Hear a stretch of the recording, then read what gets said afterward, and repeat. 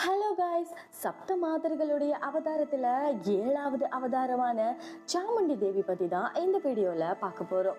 ரத்த பீஜா அப்படிங்கிற மோசமான அரக்கனை அழிச்ச ஒரே ஒரு பெருமை சாமுண்டி தேவியை தான் போய் சேரும்.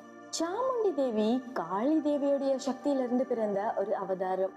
எந்த கடவுளாலையும் கிட்ட கூட நிக்க முடியாத அந்த ரத்த பீஜன் அப்படிங்கிற மோசமான அரக்கனை அழிச்ச வீர சக்தி இவங்கதான். சாமுண்டி தேவி கையில வீரவாள் ஏந்தி கழுத்துல மண்டை ஓடு மாலைகள் போட்டிருப்பாங்க.